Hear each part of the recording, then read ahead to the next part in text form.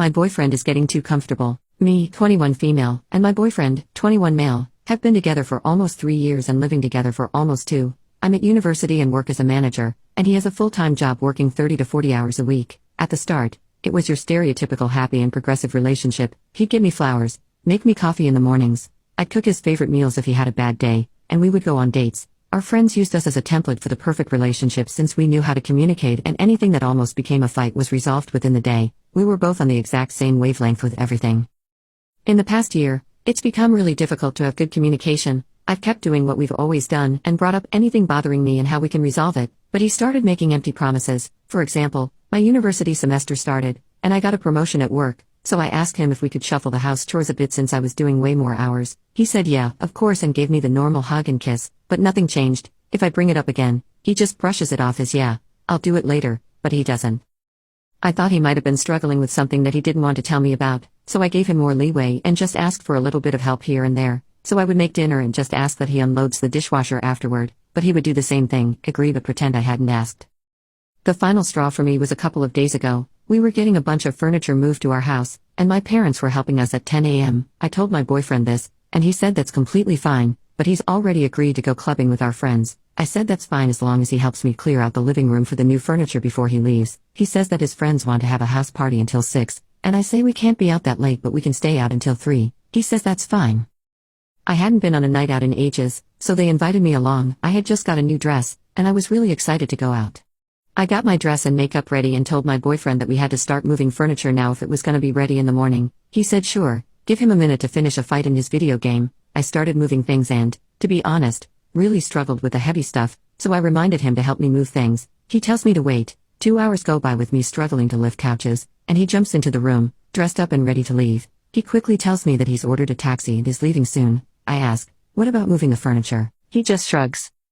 I say that I can't go on a night out without moving this stuff first. He just brushes it off. I remind him to at least be back by 4 a.m. so that he won't be super hungover while helping in the morning. Long story short, I had to stay home and move the furniture so we would have room in the morning. He still went out without me. I was done by about 1 a.m. and woke up at about 7, and he still wasn't home. He answered and told me he was at the house party but he'll be home soon. He got home exactly 10 minutes before my parents arrived.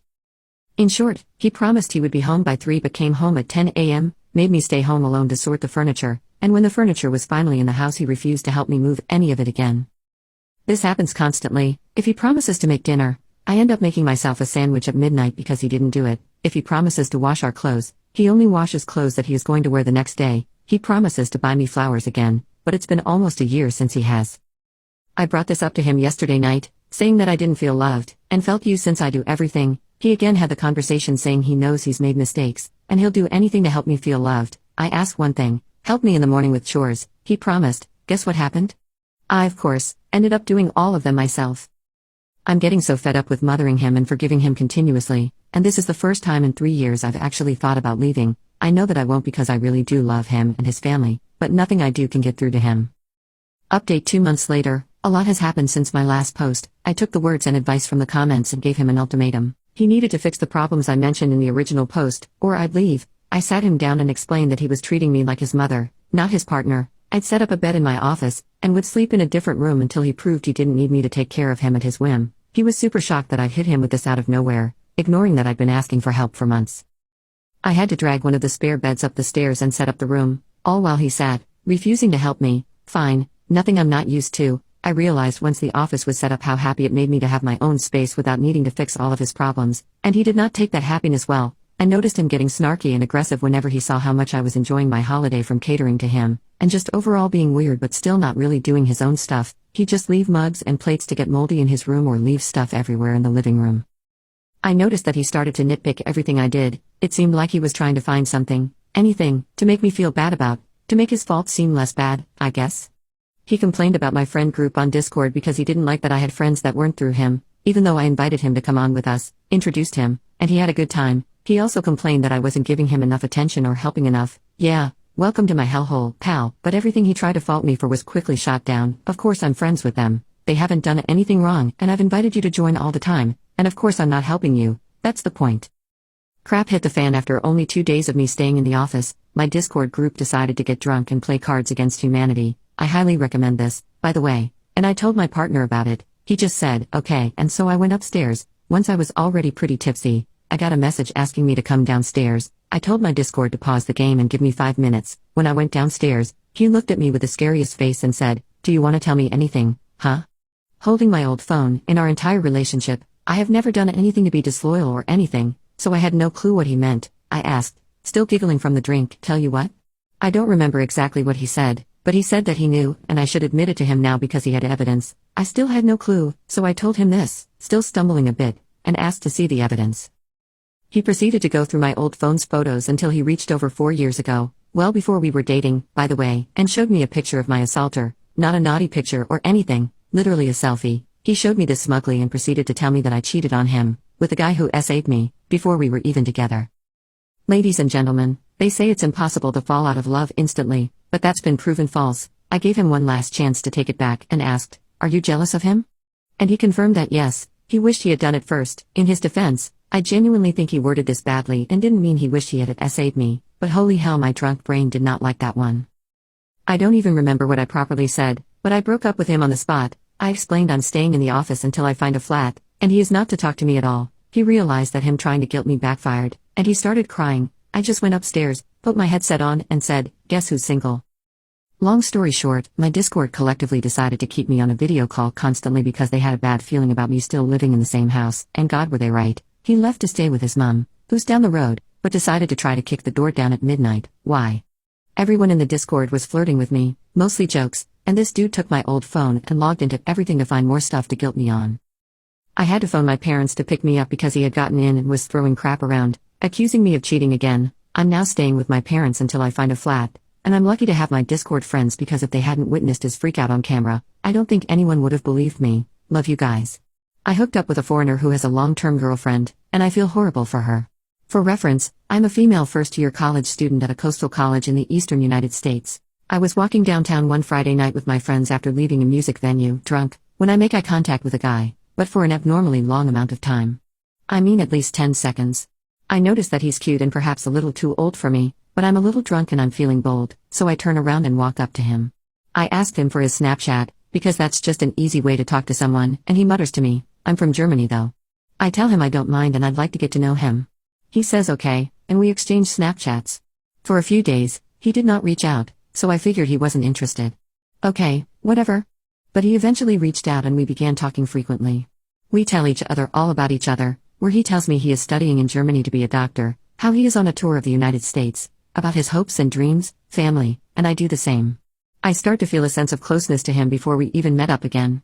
One night he asked me to hang out with him and his friends before he left for a new city to visit in America. I happily say yes. However, he is 23, and so are all of his friends, so he suggests bar hopping.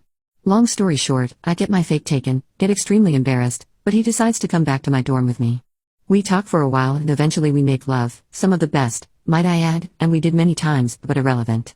We end up spending the whole night telling each other so much about our lives and being extremely vulnerable with each other. He had to leave the next morning for his flight for the next US city on his list, so he leaves. I'm left at home, a little sad that it came to an end, but content, realizing that this was a one-night thing. I shouldn't become obsessed. I'm not delusional, and knew he probably did this kind of stuff with a bunch of girls. He is subjectively a very attractive man, and with that accent, I know other girls ate that up too, but still I was happy about it. I expected him to not reach out much while on his tour, and he didn't for a lot of it. But he would occasionally send me pictures of Vegas or San Francisco or Hollywood Boulevard or text and ask how I'm doing.